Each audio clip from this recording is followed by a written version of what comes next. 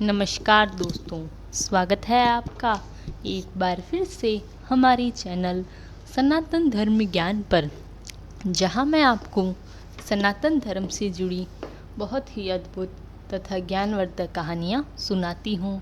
यह कहानियां आपके जीवन के लिए बहुत ही लाभदायक तथा ज्ञानवर्धक होती हैं। इन कहानियों को सुनने के बाद आपके मन में हो रही परेशानियों, चिंताओं इत्यादि सभी समस्याओं का समापन हो जाता है।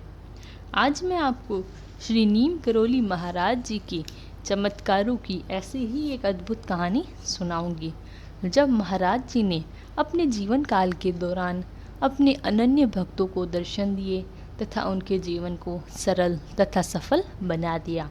तो चलिए शुरू करते हैं। इससे पहले कि आप हमारी इस कहानी में खो जाएं, हमारे चैनल सनातन धर्म ज्ञान को सब्सक्राइब ज़रूर करें, ताकि आने वाली न्यू वीडियो की नोटिफिकेशन आपको सबसे पहले प्राप्त हो जाए। आइए शुरू करते हैं। जय गुरुदेव। काम बन जाएगा।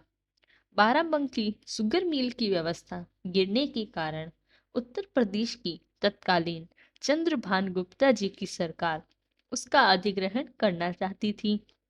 कानपुर के श्री देवकांता दीक्षित उसके संचालकों में थे।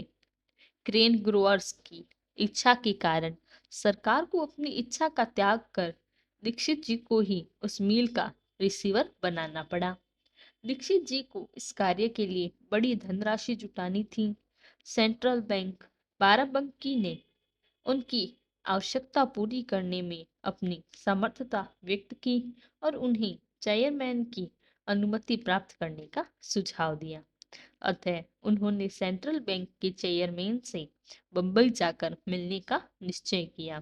बहुत समय कम था, तो 2 दिन बाद चेयरमैन साहब विदेश जा रहे थे। आपने कानपुर से दिल्ली जाकर विमान द्वारा बंबई पहुंचने का निर्णय किया और इस कार्य की सफलता हेतु रास्ते में वृंदावन आश्रम जाकर बाबा का आशीर्वाद लेना चाहा। जब आप वृंदावन पहुंचे तो चौकीदार से आपको ज्ञात हुआ कि आपके वहां पहुंचने के 2 घंटे पूर्व ही बाबा आश्रम छोड़कर अन्यत्र चले गए थे। बाबा के दर्शन न होने से आपके दिल को धक्का पहुंचा। आप सोचने लगे कि अब काम नहीं बनेगा। आपको हताशा देखकर चौकीदार बोला, आप कानपुर से आ रहे हैं? इस प्रश्न से आपको आश्चर्य हुआ। आपने हामी भरने पर वह बोला, बाबा जाते समय कह गए थे कि हमारा एक भक्त कानपुर से आ रहा है, उसे कह देना कि उसका काम बन जाएगा। वह वृंदावन के देवता बिहारी जी का प्रसाद लेकर जाए। बिहारी जी का मंदिर दिन में बंद रहता था। आपको तुरंत दिल्ली जाना था। उस समय प्रसाद मिलने की कोई संभावना भी नहीं थी। आपने बिहारी जी के द्वार पर माथा टेक कर प्रसाद बाजार से ही खरीदने का निश्चय किया। जब आपने मंदिर की देहरी पर माथा टेका तो एक व्यक्ति उस द्वार को थोड़ा खोलकर बाहर जाने लगा।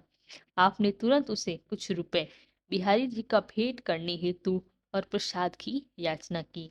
वह व्यक्ति भीतर गया और एक बड़ी टोकरी से प्रसाद लाकर आपको दे दिया। आप प्रसन्नचित्त मुंबई चले गए। जब आप चेयरमैन से मिलने उसके घर मलाबार हिल्स पहुंचे तो वह वहां नहीं मिले। उनकी विदेश यात्रा के प्रस्थान का समय मालूम न होने से आपको बहुत चिंता हो गई।